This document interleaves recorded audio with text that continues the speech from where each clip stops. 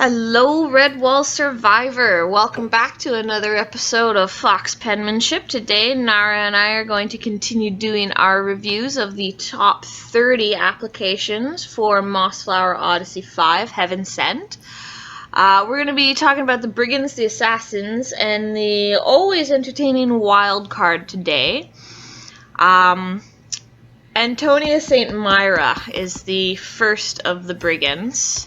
Oh, yes. I'm going to jump right into this. I really enjoyed Antonia St. Myra. There's a lot of fun to this character. I can see her fitting in with a crowd. I can see her doing a lot in the story. Mostly, she appeals to me because I see her making a ton of connections with some of the other characters, developing amazing relationships, and through those relationships, I think she could go really far in this contest. Really, that's what gets her about me, is I like her whole feminism thing. I like that she introduces into the app. I like the nunnery aspect. There's a lot of world building there, and that is world building that obviously has consequences. This character's she's supposed to be a brigand, and just the whole clashing with the ferret in the forest kind of feels that niche for me, but I like the whole clash as a result of she suffered the same fate that she's going after him for, so there's something to this mouse. Really, it's all about the connections that she can make. How do you feel about Antonia? I love her to bits. Pretty much the same reasons. I love the fact that as you read the app, you realize, oh wait, hold on, she's just burned down this nunnery. Only just, because she is covered in ash and staring down a wagon full of otters. And she's saying, my company waits behind the tree line to the north, and a little bit of fridge logic tells you that's a company of nuns. Renegade nuns. I know, there's nuns lurking in the woods. Just ready to intercept and fix everything up. With violence, of course. Lots of lovely violence. Oh, yes, with burning things. Oh, yeah. And as you mentioned once that she's not only just covered in ash, she is literally fresh off the arson. The scene literally starts, there's a pillar of smoke on the horizon. Her revenge is literally still warm on the burner. Okay, that's actually still on fire, and you're already killing a man. Okay. Yeah, I don't have any real complaints as far as I can tell with this app. I don't see... Okay, this might be the whole, I love the premise, but I haven't seen anything technical in here to make me go, oh, okay, there's a glitch there.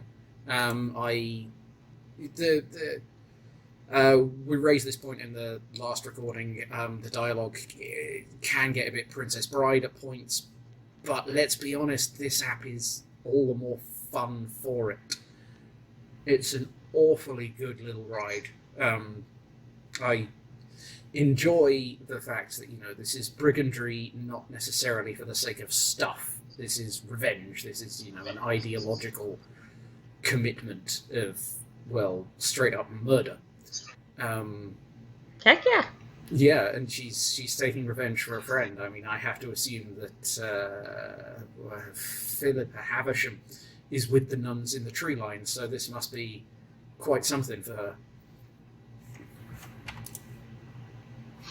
Yeah, I know there's a lot of discussion and debate about whether or not she fit into the brigand category, but I think that the kind of swashbuckling tone to the dialogue. I didn't originally like the dialogue. I didn't want to see this character enjoy cutting down this ferret, enjoy tormenting him. But simultaneously, that kind of Errol Flynn lilt that the dialogue has, that swashbuckling adventure, that kind of 1940s adventure twist it has, it does lend to that. And so you're once again reminded that this character was forced into a nunnery, even though she's so far in the minutes she has been free of it, she still kept her St. Myra name. But that could be ditched pretty easily. it reminds you that she wasn't voluntarily a nun, so she never adopted any of that credence. Clearly here, she is so gung-ho to kill this guy. She does, however, give him a chance. Yeah. She doesn't just outright murk him the moment he's like, what's going on? She does give him a chance. So maybe she has adopted a bit of that that nunny mercy. Not really sure. This is a character that's gone through some stuff, and I kind of get the feeling she might be just slightly off her rocker for it. I was doing a little extra reading of this character, and the whole arson is quite the step to take. Yeah, but, for sure. I like her. I like her. I mean, I guess, what are you going to do if you do actually have this place that's, disobedient daughters and wives are being sent to? Well, do you just do a jailbreak, or do you burn it down on the way out? I understand why she's doing it, but yeah, you're absolutely right. She's so committed to it, she's probably over the top. Who knows? What have we got here? Yes, I like the fact that she gives him a chance. Sort of. She says, look, this is about your daughter, and then waits to see what he says. And then he doubles down and she stabs him. And that suits me fine, The fight scene is surprisingly well written. Given, probably the only other scene that we see is of the same kind of action quality as Elliot's duel. And that's pretty good. I'm very happy reading something like that. The bit where she stepped back, barked out a laugh, good, excellent, fight for it. That's reveling in the revenge. That is quite the character arc, and I think it's less in danger of being overwhelming because she's very clearly doing it for what she thinks is a good reason. So that helps a lot. Yeah, it also helps you gloss over the fact that even though she's been in a nunnery, she's a capable fencer. She's very good at it. She has this ferret on the run from start to finish the moment the duel starts. And it's just like, where did she learn to fight like that, I wonder? So there's a little bit of built-in backstory there, besides what we're outright told, like, yo, your daughter was in a nunnery where she was forced to be where I was, where I presumably was too. Possibly I did burn the place down, it's likely. So it's just it's an added element there. Yeah. I'm slightly curious to know how long she was in the nunnery. Did she put up with it for a few days, weeks even? Was it like, oh, this is quite quiet and nice, I could get used to homemade cooking. Actually, no, just burn it all down. Or was it minutes? I wonder. Shows up, looks around, lights it up. This is not my vibe. My vibe is fire. Excellent. So enormous fun. No technicals. The pacing is really solid, actually. The duel is good. The dialogue goes a bit Princess Bride, but all in all, absolutely love her. Yeah. Excellent. Alright, shall we move on to Kiri? Kiri the Sparrow. Yes, Kiri the 22-year-old, or seasons. We never really did establish that. Yeah, no. I think everybody sort of... I remember there being arguments about seasons and years way back when the ROC was still, uncompromising in its tradition, as it were. And yeah, I think after a while everybody just went, never mind, years or seasons, it's fine. Let's just move on. Yeah. Remember originally in MO1 there was a very brief debate, is it years? Some people in the application wrote years, some people wrote seasons, but in the end you just kind of fell into it. It didn't matter, it was how you wrote the character, so... Yeah. Yeah, I wanted to point it out for the sake of pointing it out, really. Fair enough. Kiri. Right, Kiri. This app is one that it fell flat for me. It took me I really do like a bird, and I love that Kiri actually acts like a bird. She is clearly a sparrow. When she's doing her makeup, she's making herself look like a younger sparrow, so that she can blend in with the grass. I don't think it's just for blending in. I think there's a little vanity aspect there. A lady putting on her makeup, but also she hides in the underbrush very quietly, like a typical sparrow. They flee low. They don't ever go high. It's because they're brush animals. So I do like that. But I don't get a sense of who the character really is or could be in this application. I don't really get the sense of relationship with her NPCs, like her, I think they're Stoats, the gang, Barnard, and that Greentail. Greentail. Yeah, them. I think there's also a rat too. But you don't really know if they get along or if they have like a sibling relationship, or if they're like just working together because they need this score so they can move on to the next town. So like there's a little dialogue there, but it could swing any way depending on the tone of voice you read this application in.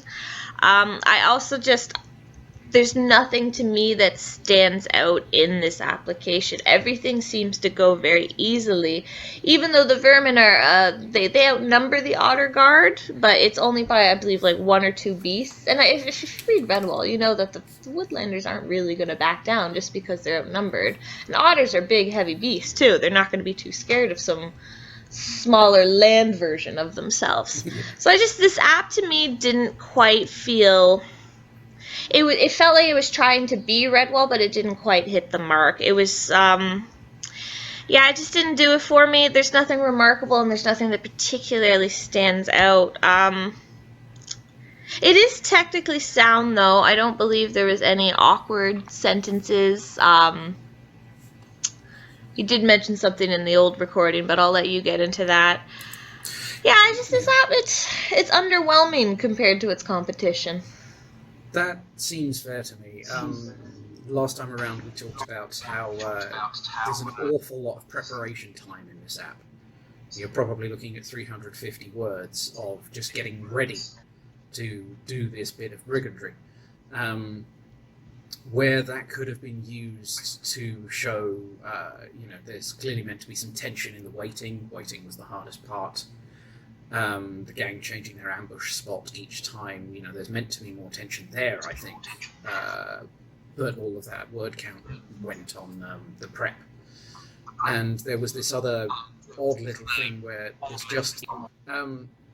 just this one sentence, perfect for blending into the leaves too, that's in internal narrator.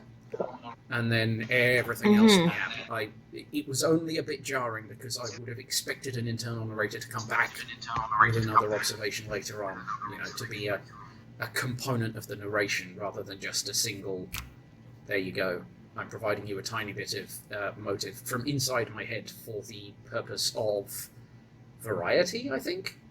So yeah, by and large, I think this is one of those apps that would have benefited from some pruning shears. A couple of chunks of it could definitely have gone and been replaced with throwing some tension in on the waiting, throwing some actual scrapping in on the heist itself, and turning it into a mugging. Because where it is, it's everybody jumps out, everybody stops moving, that's it, the app's over. Yeah, it's so easy for the villains to win this particular scene, and for villains, like I don't expect them to win, so I do want to see a little more about how it happens. A little bit of actual fighting might have been the thing to jazz this application up and force the author to think about where they're going to spend that word count a little harder. Yeah, I think that's pretty much the big thing for Kiri is, that word count could have been better distributed, but as it is, it counts against you the way you've used it. And unfortunately, in this category, anything counting against you seems to be a bit of a death sentence.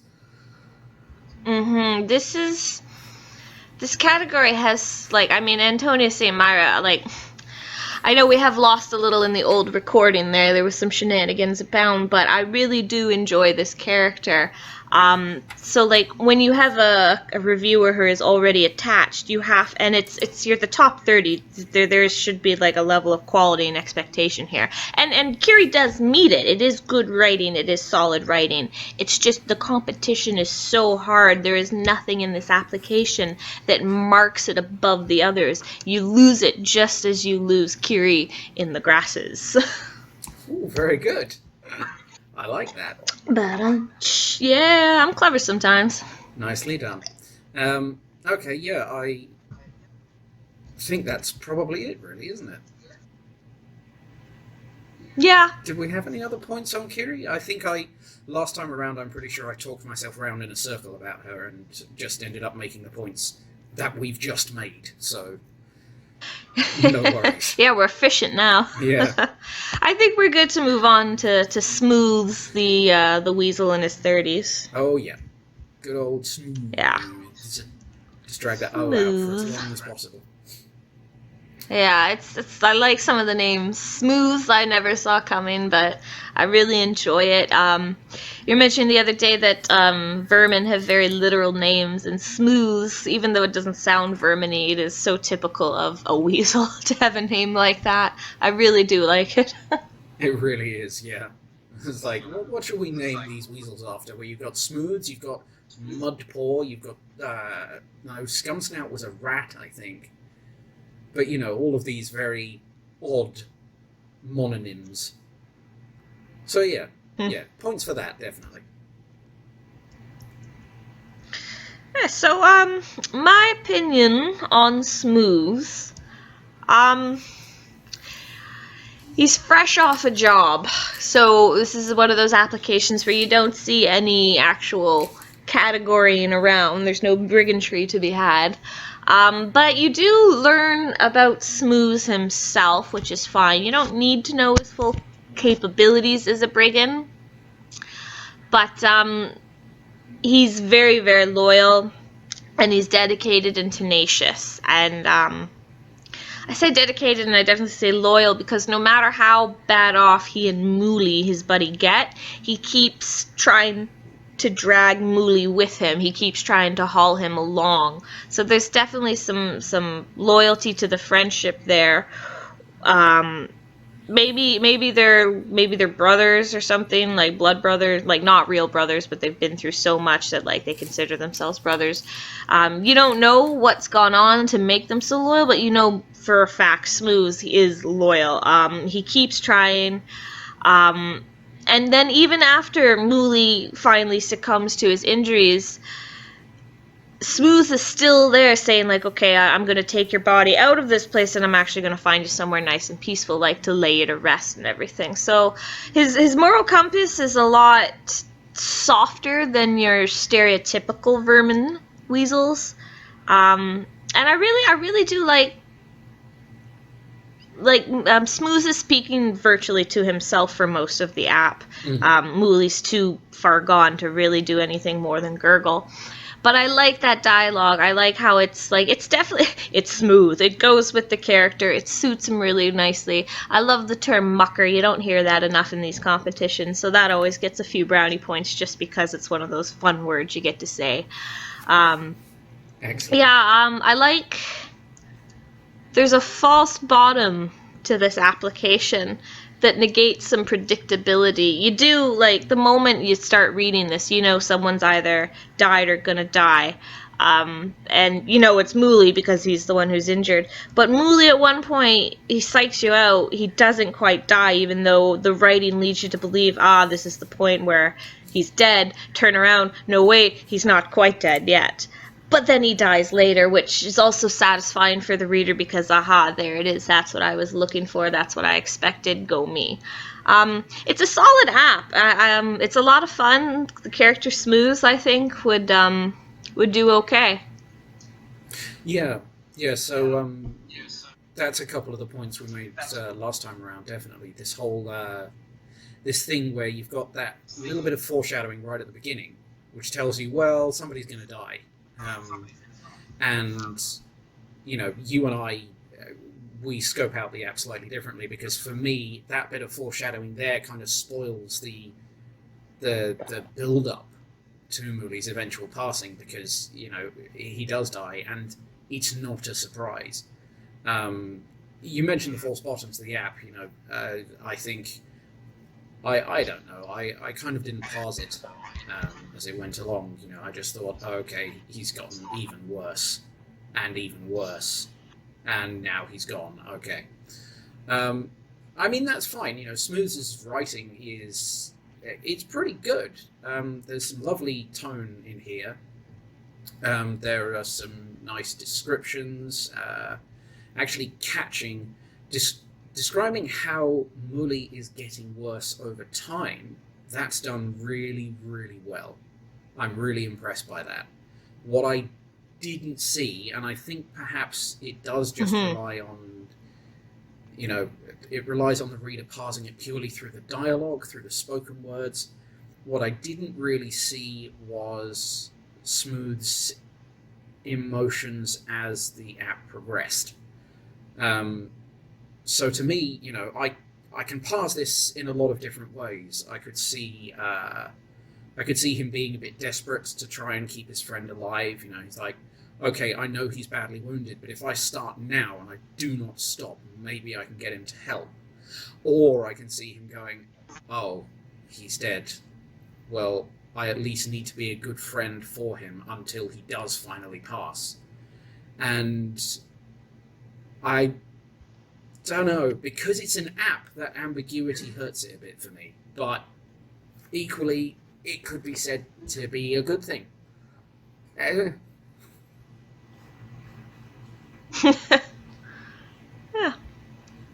There was there was one other thing that you mentioned in here that I think came up last time, actually, in Kiri's crit, which was, if a brigand is a brigand just for the sake of being a brigand, the characterization... Hold on, I'm getting a few seconds of... So Smooth definitely has motivations outside of pure brigandry.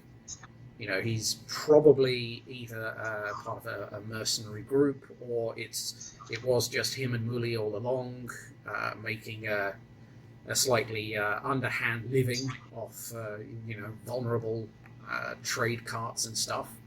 But he's definitely driven by something other than the quest for shiny things, whereas Kiri falls flat a bit because that would appear to be her only motivation. I just remembered that bit. Yeah, I think that's just why Smooth rises just a little bit above. There is something more to him than the brigandry. There is some actual emotion in the character. So yeah, I really don't have too much to add to Smooth. He's a pretty, for what he is, which is, as far as we know, an emotionally capable weasel, there's not much else to this app, I don't think. Yeah, to the audience, we, unfortunately, we've done some of these reviews before. We just had some audio recording issues. So while we do seem to be a little short and frank with this last batch of reviews, it's just because we've done them before. We've discovered the points we already wanted to make, even if we didn't know it at the time. So we are being a little more efficient. That's all. It's not that we're not as impressed with this batch of applications. It's just we've already made our points. We want to get back to them. Well, we have still come in about 20 minutes for one category, so we're not quick yet. Not by any stretch of the imagination. We still have to goof a little. Yeah, gotta get something. And on one of the ungoofiest notes of the contest, there's Brother Hawthorne from the Assassin category. You see, now you've mentioned that, I can only imagine him just sort of standing there, juggling scalpels, and just what do they teach you, Abbey Beasts? Just looking at any beast who looks at him funny, like, what? This is a hobby, it's fun. Keeps me from going stir crazy. Oh, Brother Hawthorne. Yeah, what did you think? The first time I read this application, I actually hated Brother Hawthorne. There were a few tiny little spag errors. that because I was doing my readings, they bothered me. They bothered how I was reading the application. But then, it's always important to read an application twice to get over things like that. Once I read them a few more times, I realized, okay, yeah, no, the reason that he initially didn't appeal to me, it's because he follows a script. So he's the healer that very quickly reveals himself. There's a little bit more to him, and then his patient dies in the end. But then, of course, I took to reading him a little more, and there's even more to this character. So I like how this app, just like every time I read it, there is something a little new. There's a lot of things that this character can bring into the contest as well. Like, he has this whole mysterious organization as revealed by the seal on the scroll that the squirrel delivers. So, like, that could very easily tie into the plot or connect him with other characters and give a lot of people a whole plot of their own to build up off of. So that is pretty strong. This character could easily ingrain himself in the plot that way. Aside from those teeny tiny spag errors, like, this actually is a very well written application. It is solid. The pace of the application is very well. Oh gosh, there were some points I made the other day that sounded very clever at the time, but now I can't really even think of them. I know the feeling. Yeah, there's questions about this character you can ask, but the app is still very satisfying to read. It tells you enough that your curiosity is piqued. Yeah, that's pretty much exactly the angle I ended up taking. I think Brother Hawthorne is an example of ambiguity done really well, because you draw so much suspense from it. Even though you know how it's going to work out, because he's an applicant in the assassin category, somebody's going to die. Everything about it is just that little bit tense and that little bit ambiguous. I think you said this last time, every beast is very clearly not quite what they seem. That very first bit of dialogue there, what's your name? Thought you Abbey folk didn't ask questions. There you go. All of a sudden, you immediately realize that this patient has some reason to maybe keep his name secret, maybe not to advertise who he is. What is that? We don't know. We probably never will. Later on, bits and pieces, Hawthorne applies a little bit of pressure anyway to get the name out of him.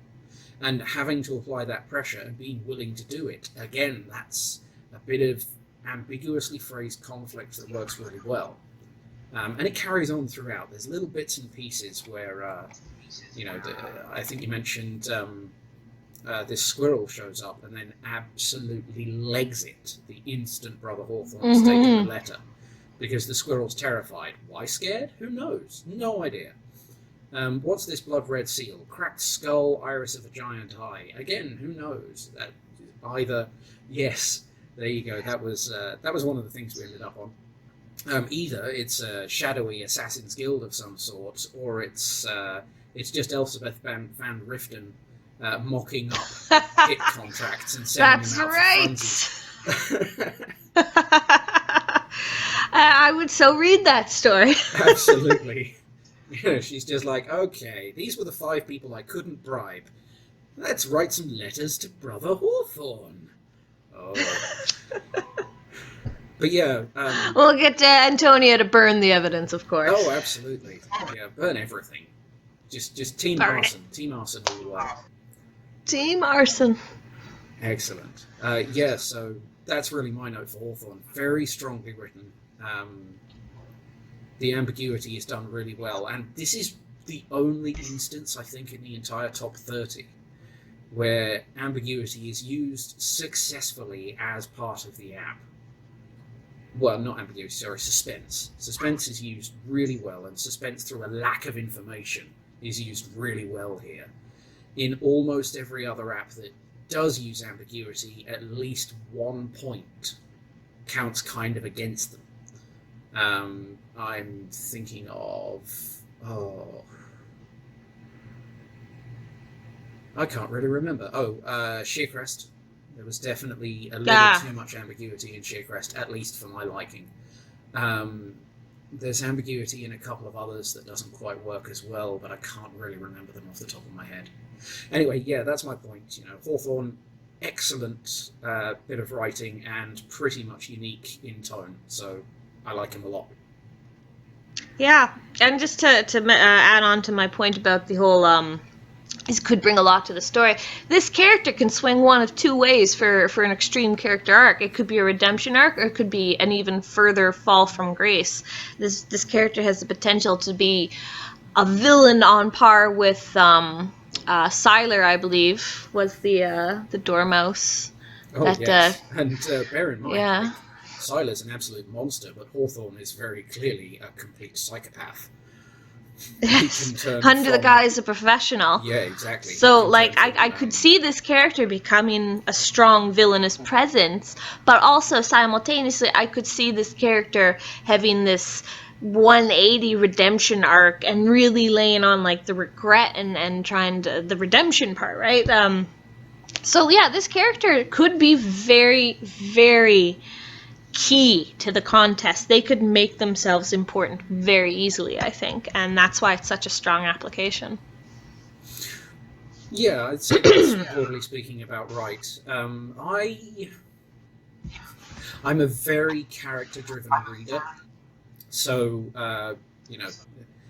seeing that a character is indispensable to the plot kind of does nothing for me. If they're not. Oh. If they're not swinging their weight around well as a character, if they're not interacting, if they're just look at me, now I hold the MacGuffin and nobody else can take it, I'll still vote them off if they're not writing well.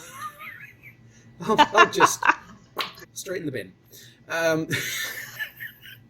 It's fine. I think that sort of thing is very much subjective. It's whichever way you want to play it. I always go for character, interesting stuff. I'll throw away the critical people if they're boring. This is a warning to everybody fair. Who I'll be voting against. No. Watch your backs. Yes, I think it seems to be feeling a bit power mad. Okay. Yeah, it's because you killed Tilly, right? You got a little power in you now, all of a sudden, blood-driven. No, stop killing Tilly.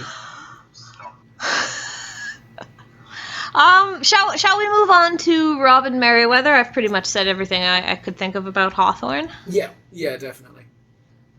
Alrighty. So Robin Merriweather, 28-year-old fox, she is a character that is extremely, extremely fun to read, but ultimately it's a silly, silly app. The character, I don't know if she's meant to be written quite as ridiculous as she is portrayed, and I mean to say that Robin is actually a little stupid. Not the application, just the character herself shows a little bit of a lack of foresight. And this is the first half of the app is really good, but then you get to the actual assassination, and it just becomes a little bit of who's on first base here. She, for an assassin, I don't think she's very good. She's not too intelligible. Is she supposed to be framing the Woodlanders that they took the castle from with the poison? In which case, why would she not let that Woodlander go through with the assassination attempt on her fiance Olaf? That makes perfect sense. Get him killed without dirtying her paws, and then play the part of the bereaved widow that now inherits everything. But then she only does not let the mouse go through with the assassination attempt, but she then stops it herself by stabbing the fellow in the face.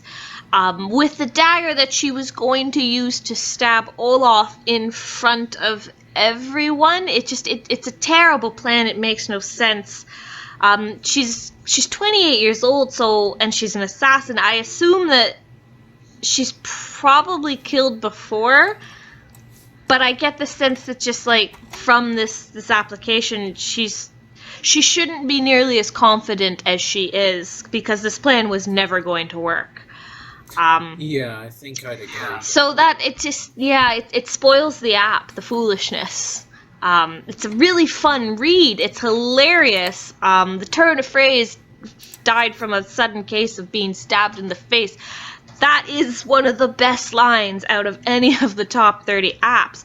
I love how she's practicing her mourning and her grieving woes in the very beginning. So this is a really fun app to read, but it's not a contender for the contest because I just, like, it falls apart into so many pieces at the end. Yeah. Both of us getting the coughs. Yeah, I remember describing this last time around as the app is comedy. Comedy is fun. Comedy is good. The app turns into slapstick at the end, and that's a problem because that's kind of too far off the edge. You know, comedy, fine, you can play that as comic relief. Outright slapstick, and you lose the possibility of taking the narrative seriously, if that makes sense. Because most comedy exists as a foil to serious things. To say, you know, look, this is daft. But then when you go into slapstick, you've gone into just chuckles, for chuckles' sake. I definitely agree. You know, the tone is hilarious. The character is enormous fun to read. Everything about it is really quite good. And then that last 100 words just goes completely out the window. And it's almost a shame that collapsed from a fatal case of being stabbed in the face is in that final 100 words. Because otherwise you could just sort of stop the app at the line, "Since when is backwash romantic?" Which is another fantastic line. You're like, okay, you found a clever way of twisting that round, and now everything's gone to hell. Okay, fair enough. So yeah, you know, Robin is... I feel like there are some minor technicals in here, but I can't identify them at all at the moment. I'm sure I would be able to if I looked again, but I think we've really said everything that can or should be said about this one. Yeah. Alright, well, sorry, Robin. I mean, it's just sort Can't of love an everyone. advisory, isn't it? You know, don't sink too far into slapstick, unless you're writing in an entirely comical and slapstick environment. Then it's fine, go nuts. Alright, so let's move on from Robin to Siobhan, codenamed the Mantis, another 28-year-old. Oh wait, hold on. Yeah? Oh yeah, hey, I didn't actually realize that, but both Robin and Siobhan are 28-year-old vixens. Cool. Okay, that's odd. Taken very different curves in life.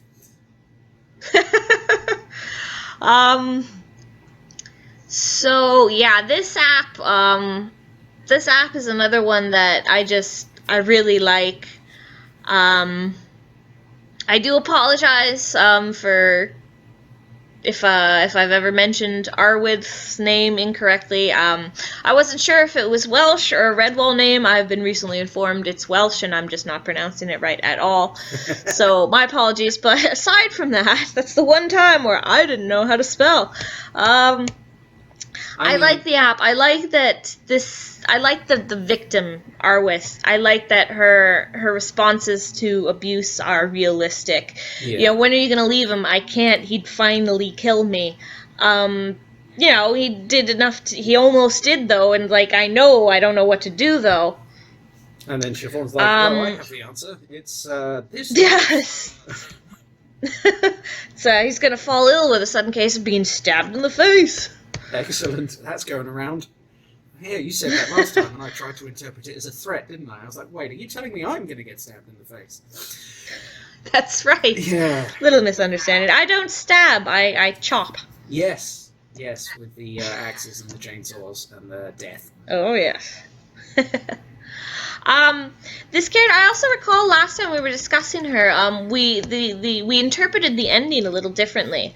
I was wondering perhaps that instead of Arwith's idea to like, hey, you know, there's a lot of women out there that like, or a lot of beasts like me, and Siobhan is like, yeah, we can't just leave them like that. I was thinking, oh, maybe she's thinking there's a lucrative side to this, maybe some vigilante assassination, but she has killed before, and there's actually quite a list there. So I like that this character is an experienced assassin either way, regardless of her motivations for killing, whether it's for social justice or for a coin. I also like that she acknowledges the mistake, the error. You know, I've killed before, but like I've never done it this far from home or this close to home. We gotta go. Yeah, she's entirely right. Like everyone's gonna know why Arwith's mate is dead. They are going to understand. They might not even care, and they might sympathize with you, but they're still gonna suspect you. And So it's really big time, yeah. Yeah. So it's a smart app. It's written very smartly. There's an element of realism in the motivation, in the characterization that I really appreciate. And also, I would love. This is one of my girls of Team Arson. She could team up with Saint Myra there and just have a ball.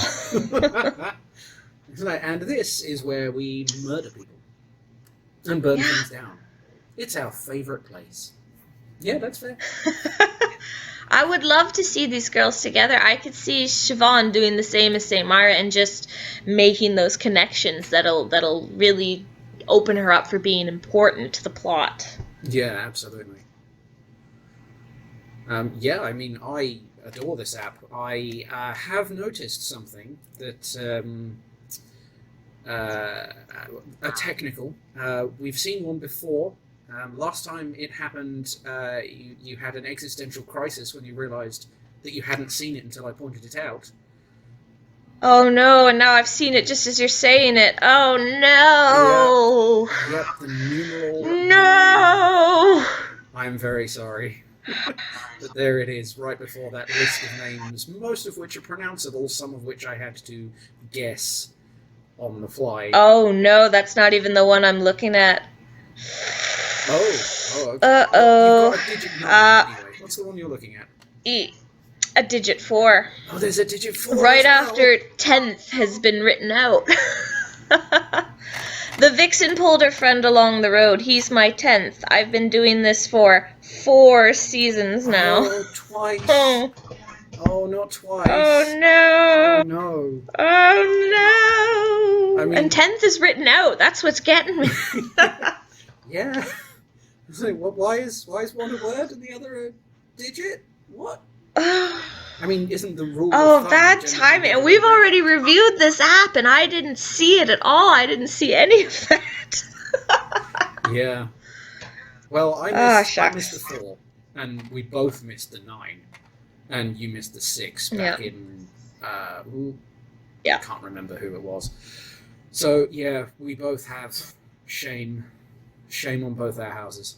I love Siobhan's app. Absolutely fantastic. As you say, the realistic and honestly sensitive depiction of Arwith is a real maker for me. It paints the app as understanding people and how they work and how terrible things can happen when people are just being people. And that's a really good indicator for me. You know, I was going on about being character-driven as a reader before, and I think Siobhan's got that understanding of human nature in spades, because the whole app basically says it, and it says, you know, well, we're in to me, one of the reasons this happens is they're in an era without CCTV, so Siobhan just goes off and kills a man. No CCTV. As you do, you know, burn a nunnery, murk a dude. Absolutely. And there's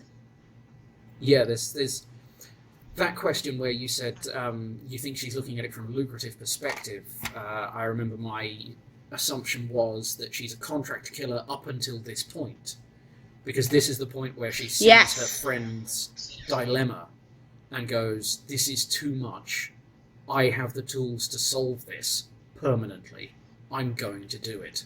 And then goes and stabs a man. Yes. So I think maybe we're looking at I the thought that difference was... between a mercenary. She's turning from a mercenary into a vigilante. Absolutely, and that if that's the way you're going to interpret it, and I really do like that interpretation, there's a huge character development. Like, that is a huge step in her development already. So to slip that in, it's just, it adds so much to this character. Like, this character just, I love her. I love her so much. Like, she's the Instagram influencer that you'd follow today, right? You know, she'd be the one working at the women's shelter, doing the social programs and everything, murking dudes in back alleys, getting stuff done. And this character, I think, will get stuff done, especially if she makes the appropriate connections in the contest. I really think this character can go far. Absolutely, completely agreed. And yes, would definitely love to see both her and Myra make it in. Heck yeah. Fantastic. Last category, I think. Would you like to move on to the wild card? The wild cards. Oh, yes. Yes. This hasn't, I do want to say, like, as much as I love Siobhan and as much as I love St. Myra, these categories are all strong, and, like, even though I don't like an app, it's not that I don't like the app, it's just not going to get my vote. You're in the top 30 for a reason. Don't worry about my opinion. Just to the authors, just, listen to the reviews, read the reviews on the forums, and just, pick and choose what advice you think would really help you. We're not trying to put anyone down, it's just there's certain apps I really enjoy more than others. Yeah, you are definitely listening to two people's opinions here. I mean, I try and talk around the issues and map them out as much as I can, so, hopefully everyone gets something helpful out of this. But you might just massively disagree with me on something, and that's completely fine as well. I am not your entire readership. Alright, and on that note, the Berserkers. Are you saying Rhine or Rin? How are you pronouncing this 23-year-old ferret's name? I'm just going to quickly bounce the call because I'm getting a lot of packet loss. Oh, okay.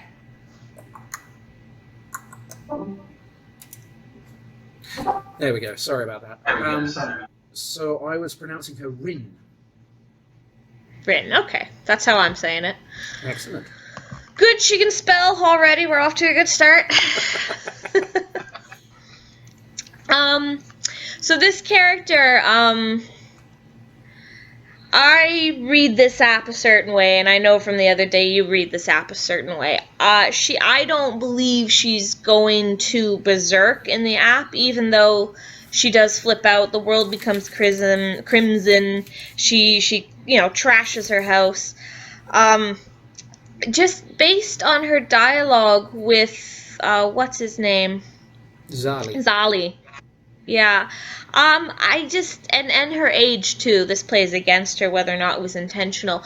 I'm viewing Rin as more of a brat than a berserker. There's, like, an impatience to her, there's this fidgetiness that she's, she only sticks around for one season before she's off somewhere else. There's also something else. There's a lack of communication between Rin and Zali, and it's supposed to add to her characterization, but I think it almost lends itself into predictability, because immediately as soon as I read this whole thing where she, like, there's something she can't tell him, I'm thinking, she can't tell him she loves him, and that's why she keeps coming back, but she's, she doesn't love him enough, he doesn't want her enough that she can stay there the whole time. So I think, after he calls her this ornery old hag, which is so savage, Zali, he deserves the punch to the muzzle. And I think her realizing that relationship isn't going to happen, that is why she's finally trashing the house and leaving. Now she has nothing to come back to. But I think the characterization of Rin isn't as strong as a berserker. She doesn't even come across as too much of an adult to me. There's this distinct kind of brooding teenager characterization I get from her. And in the end, I just thought, you know what, this character's a bit of a brat. I don't see her as a berserker. I don't really see her doing too well in the competition when she might be surrounded by all these warriors or psychopaths. I do see her making connections with a few characters. Maybe Saint Myra, and they can burn this house down together. She does mention wanting I to burn just it down, doesn't she? Yeah.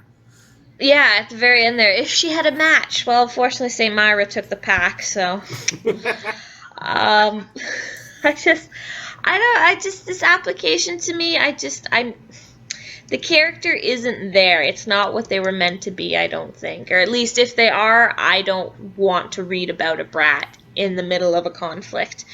Yeah, unfortunately, that's my opinion on Rin.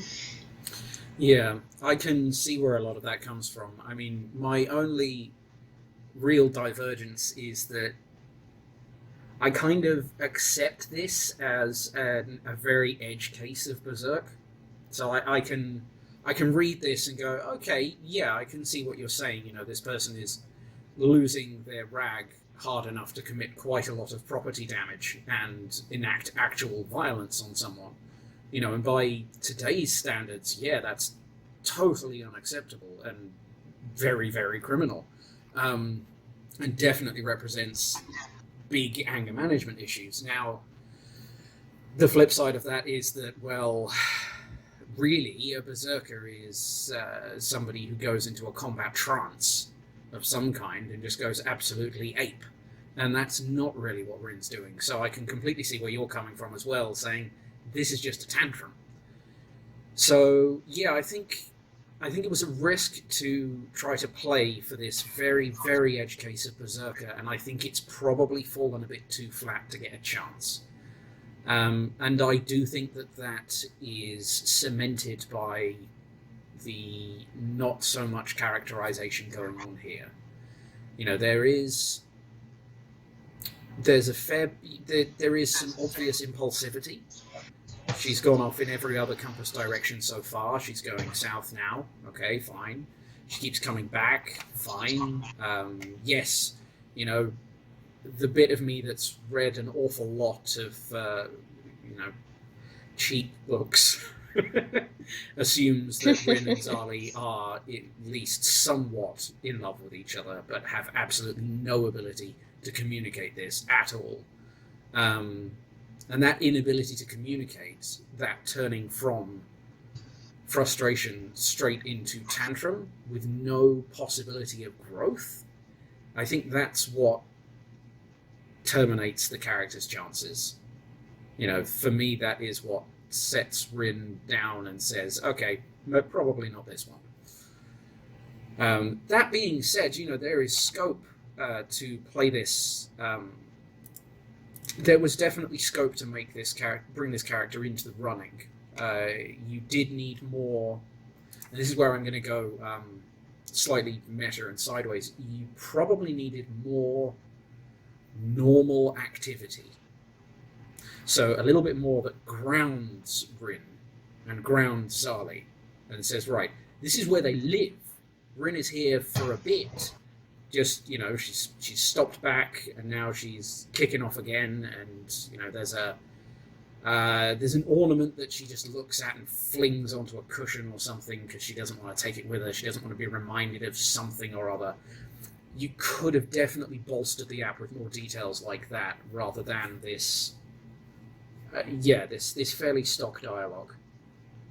And yeah, I think that's my main bit of feedback, really. I think there's a lot of value to spending some time playing in the drafting phase, actually looking at characters and going, okay, how do these two interact?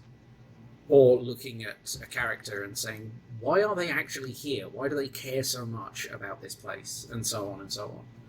And I think that character drive is what's missing, but it could be added. That was actually a lot more than I said last time around.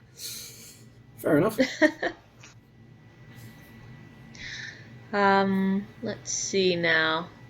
Oh, lost you for a second. You there? I'm still here, yeah. Oh, there we go. Okay. Let's move on to Seamus Blackquill. I really don't have much to add to Rin. So, did you want to start with Seamus? Because I know that you do like the Seafarer category. Oh yes, yes. This was Seamus who we had Sycamore read out for us in the Wildcard category, and momentarily, I'm just going to take a moment to thank Sycamore and Fern for reading Rin, and Abe for reading Zandir later on, because that was quite a lot of fun putting together a guest episode. And coordinating all of that, making it all work. And it sounds like everybody on the Discord really liked all the readings, so well done, everybody. Really good experience. Yeah, thank you to our guests there, and we appreciate the fact that you even wanted to do it for us. So it's been really great, and we're glad that the community is getting involved in these. Absolutely, enormous fun. And Sycamore's reading of Seamus is fantastic because he really completely clicks with the tone of the app, and the tone of this app it's absolutely comedic. It doesn't go over the top. Rather, its tone is just consistently, I'm not going to say irreverent, that's not quite what we're getting out of it, but it's very it's very comedic in the classical sense. You know, it points out the flaws in things as it goes through. You can't just wait around, every beast must leave the nest someday. We immediately know that the character is a lazy stay-at-home. You know, I have no idea what to do. Like any 17-year-old, though. Yeah, quite. I know just what to do with you, said Admiral Scylla, a good friend of the family. We immediately know that he's being kicked out of a well-to-do family. He's that lazy and rubbish. And the whole app really buys into this, but I think it almost entirely plays it for comedy, and it does it really well. You know, there are so many other apps that we've seen that are sort of quite brooding, and you know, they really play into this whole alone, or this guilt, or any other of these, you know, slow consuming emotions.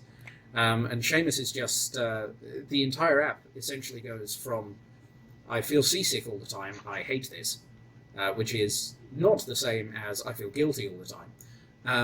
And then you have the imp, this terrible, terrible young child who flings what I assume to be cocaine at this bird. Yeah, we weren't quite sure about those smelling salts, but judging from the description, we're pretty sure that something else is there. Yeah. And then towards the end, Seamus is just going, you know what, I can use this kid because I am so committed to being this lazy good-for-nothing that I'm going to get some books from him. I'm going to reverse psychology this kid into helping me in my quest to never move again. And it's that commitment to this negative but funny character archetype that really gets it for me. I do love Seamus's app. Fantastic stuff. Yeah, this is the quintessential 17-year-old boy. It's really, it works so well. You know, he doesn't want to do anything at home. You know, he's getting kicked out. No matter how well his family's connected, Admiral Scylla, General Willowtail, like there's nothing that this kid is good at or wants to throw himself into. He's completely disinterested. And he's so woe is me with his seasickness and his boredom. And even when and I love this, I love that he manipulates the child, the imp, into doing his dirty work for him. He's not going to do it himself, but this kid, I'm going to put him to use because as much as I hate him, like, this is how I can get what I want. I really like that, these two, like the older brother and the younger brother scheming together kind of thing. I really like the sass as well, like, he has to have the last word, Seamus. See all without leaving the nest, mother dearest. It's just this typical... He's such a typical teenager. He really is. It's written so well. I also see this character as another one that is capable of developing a lot of relationships. There's another seafarer around the same age who is also a bird. She's a rook. There's a very easy connection made there. There's a lot of that to this character. It's not just because of his occupation, but because of the age. Younger characters tend to make connections easier. Yeah, true. And yeah, like there's also like this character, he's a seafarer. But there's also a huge element of scheming to him, the way he manipulates the imp, the way he kind of sees that weird drug coming, and he has this moment of, oh, sweet opium, but then like it hits him, and he's not sure what to think.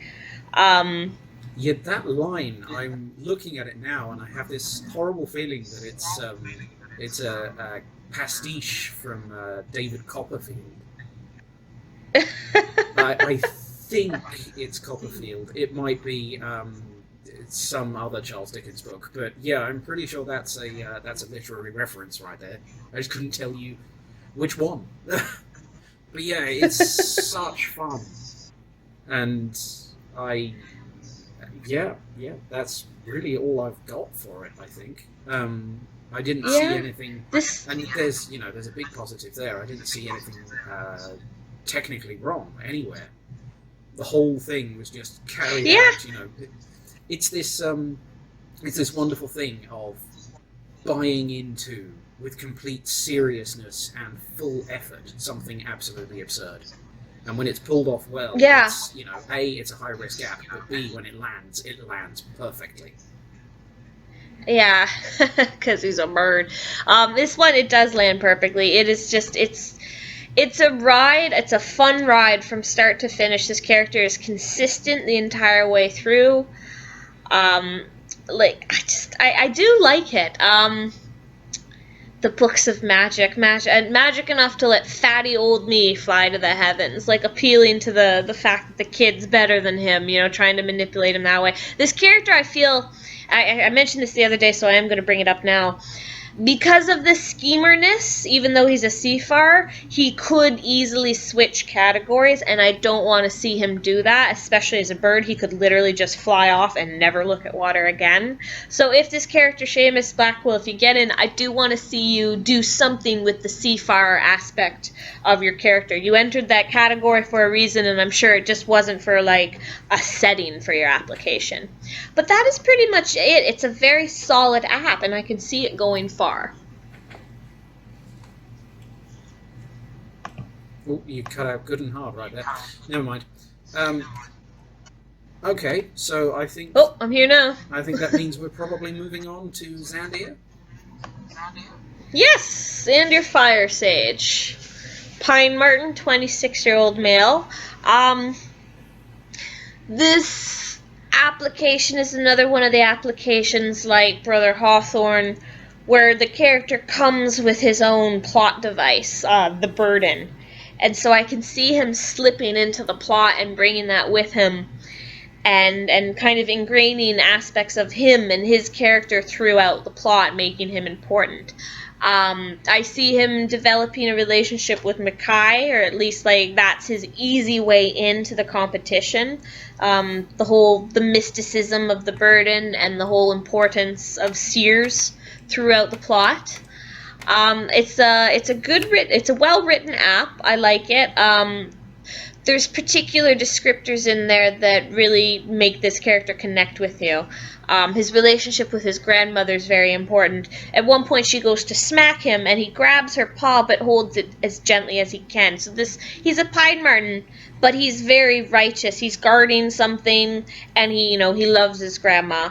And he's also, he's got a bad attitude towards the vermin who attack him, and he calls them out on their crap. So this character, he's a good beast in a vermin body. It's a good app. I really do like Xandir. I think the ease this character will have in the competition lends to part of his appeal. So it was a smooth read, and also this character could be very, very handy. Yeah.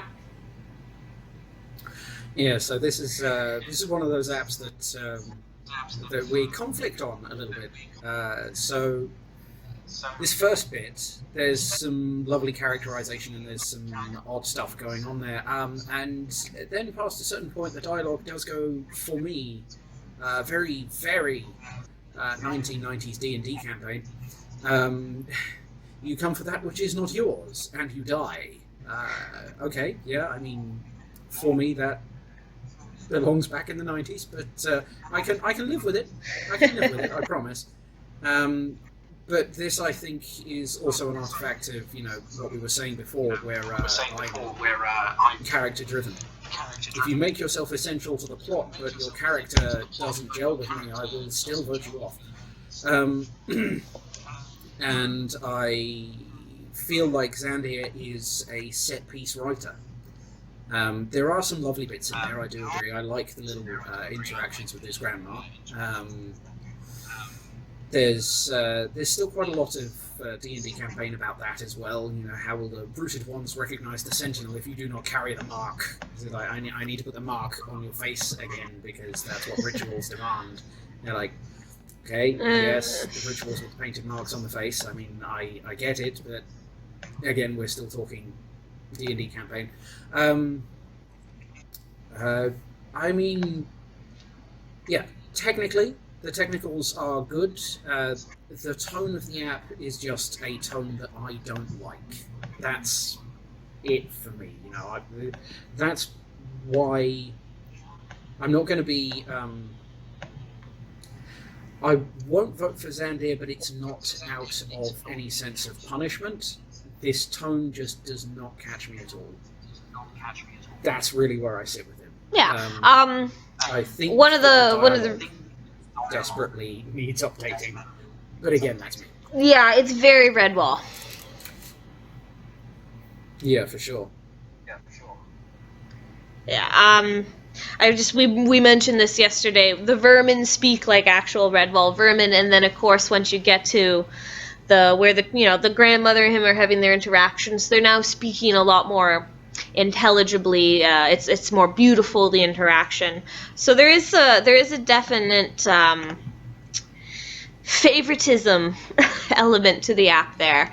This character is always portrayed in the better light than anything else, and that could also work against him, but simultaneously it's a Redwall competition, and so I like the Redwallishness to it. Even though he's a Pine Marten, he's still clearly the good beast, the guardian. Yeah, I can see that, and yes, the tone is very Redwall. I mean, if you asked me to pick another app that might have been written by the same author, I'd definitely look meaningfully in Lucan's direction. You've got that tone that does feel like it could belong in the novels, definitely. Mm-hmm. Yeah. Oh, another point we brought up yesterday too. Xandir, he comes with his own built-in plot and plot device, the burden. If the character goes in, it gets into the competition, you have to make a very important choice. How important is Xandir's culture to your plot, to the overall story, and also to the development of Xandir? It could go very, very horrible, and you could just immediately be cut out because people are like, I don't want to learn about a new religion that has no place here, or the other characters don't like the religion, so the audience never gets to relate to it. Or it could go very, very well, and you could pull an Istvan from Mossflower Odyssey 1, Journey to Caragol. Istvan's app was so controversial because of the mention of religion and this whole new culture and everything else. But in the end, I believe he made it all the way to 3rd place. Like, the character got very far. The religion became central to the plot. And even though we could have gone on without Istvan, it wouldn't have been the same. So, like, the character, Xandir, he could wield actual power. So if he's played smart, I think this kind of vanilla Redwall template that he follows will work. I don't normally say that, but this character, like, he's got a little bit extra going for him in the fact that, like, he's got the burden and he has this culture with him too.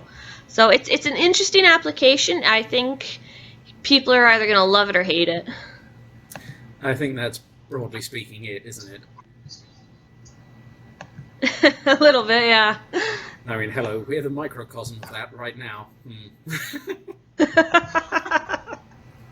Okay. Duelist. I think in the end, Yep. I'm going to vote for Fiero. Of the Yes, three, I believe I will be voting for... yeah, of the three, Go ahead. his tone ended up being the one I liked the most. Yeah. Too, I'm going to be voting for Fiero. I really like how the app ends and begins on the same note. It's one of the reasons that first attracted me to this character. So I do like Fiero. Excellent. Let's see. What do we have here? The Berserker. As vanilla as he is, Elias Heatherpaw is such a solid app that I am leaning towards him for the Berserker. It's very well written. Yeah, agreed. Well, agreed that he's well written. I will, however, be voting for Chitterfang because I'm me. I love risks, and Chitterfang is this big risk wrapped up in a bat that eats bugs, and I like her very much. Yeah. Okay. The Schemer. Yes, the Schemer. This is a very hard category for me. It's between Elsabeth and Lucan, and I really don't know who it's gonna come down to in the end. But for now, I'm leaning towards Elsabeth. I love how well she fits the category. Her whole app from start to finish is a giant scheme that she's running, one right after the other. So I do like that about her. Yeah, I'm pretty much the other way round. Elsabeth is a fun premise. Lucan is a fun premise executed well. With my character-driven, love of character-driven things, I'm probably going to vote for Meryl for this one. Bueno. The Seafarer category. This was one of the better categories, if not the best in the competition. Yeah, I'd put it right at the top. Yeah, I'm gonna go vote for Novak. Everybody loves Pine Martin, and also his plot, his character motivations are just fascinating to me. It's something we haven't seen before. So yeah, Novak hands down. He's gonna get my vote.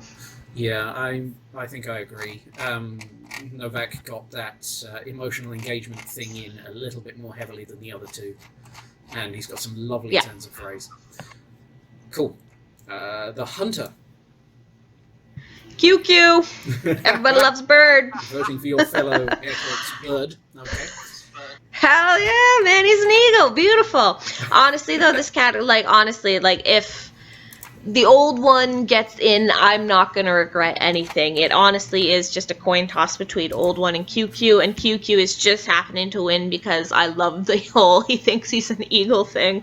That's it. It is adorable. And yeah, I'm going to go with old one. I know it's going to be a heck of a challenge if old one does get in for the writer to make their gorgeous tone and narrative actually work with the rest of the story, but it could pay off so nicely. So I'm absolutely voting for the Guardian. Yes, I'm going to be voting for Shearcrest, not because she's a bird. I just think that her relationship with the NPC Bray, I really want to see that explored. There's a lot to this character, and I want to see where she can go. Okay. Fair enough. I mean, my vote, I'm pretty sure, is going to Shahin. I just found him a lot of fun, and my reactions to the other two were a little bit not so engaged. Yeah, there you go. Shahin for me. Marksman. I think Sylar is the villain that I want. I think this contest could use a villain that's going to be outside the main one, and Sylar is so well done. It's a very maturely written app. Sylar for me.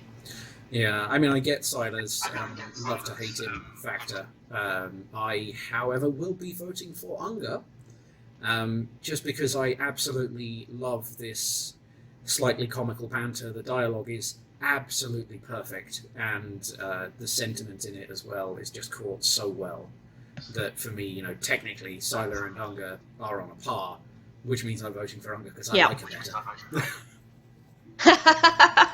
And that's fair. That is Yeah. fair. Speaking of, we go to the Brigand category. Antonia St. Myra, hands down. I don't even need to think about that. She's the one who's getting my vote.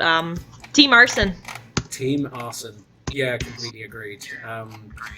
I do agree that Smooth's writer is good, but Antonia caught every one of the uplifts that an app needs and got it all in there, whereas the other two kind of just didn't.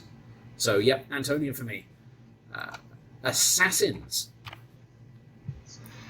Siobhan, codenamed the Mantis. She's another one of those apps like St. Myra where she hits every single tick on the box that I need to like an app, and I see her making wonderful, brilliant connections and just lending so much to the plot. Although this is a very hard category. Brother Hawthorne, he's very close on Siobhan's heels at the wire. Who knows what's going to happen, where my mind is going to go, but for now I'm very cemented to Siobhan. Yeah, I love both of those. I'm having the same problem you are, because Hawthorne's got that fantastic ambiguity and the, just pulling the menace card just right. But Siobhan is so cathartic and really quite well written. So, would I commit to it? No. I'm probably going to vote Siobhan, though. And finally, the Wildcard. Yeah, this is another category. Like, it's just a hard one. It is the Wildcard category. These are characters that are given a reprieve, so there is something special about them. For me, it'd be between Seamus and Xander, and I just like Xander's built-in features that he could contribute to the story. It could add a lot and help out, especially right at the beginning. And it's it's particular stuff that also could carry through to the competition and lend some more interest to it. So I'm leaning towards Xander Firesage. Yeah, and I'm pretty much definitely going for Seamus from this category. Again, the dialogue, the narrative tone, all of that, absolutely love it. And there we go. That's our top 10 votes. Perfect. So thank you very much to Redwall Survivor and the ROC community. We're really happy that this contest is happening. We're really happy that you're all interested in what we have to say. To the authors that got into the top 30, congratulations. You are absolutely there for a reason, and you deserve it. And don't let us bring you down. You're there for a reason, so someone obviously liked what you're doing. And just every little thing that you write, think of it as a learning experience. Every bit of criticism, just don't take it to heart, but absolutely try and learn from it. That's what these competitions are all about, development. And I have really high hopes for Mossflower Odyssey 5 Heaven Sent. I think this is going to be a really special competition. I'd like to thank our guest readers, Fern, Abraham, and Sycamore. And of course, Nara, thank you so much for co-hosting this with me. Thank you for having me. It's been a blast. It has been enormous fun. I will never, ever understand how you and Iron managed it in 1 hour flat last time around. Witchcraft. It was witchcraft. Just straight witchcraft. Yeah, fair enough. Okay. This has been absolutely fantastic. Thank you, everyone. For any kind of outro speech, I am just going to say what Foxpen said. Thanks to everybody who's helped. Thank you to everyone who's been throwing reviews down on the board and having conversations in the Discord. They've actually really helped to inform some of our conversation points, and also pointed out all of the digits that we never noticed. Thank you for that. Yeah, guys, thanks. Yeah, we really wanted to know the bits that we'd missed. Anyway, it's been enormous fun. Thank you very much. And let's get this out. Yeah. Brilliant. We will see you around, Redwall Survivor.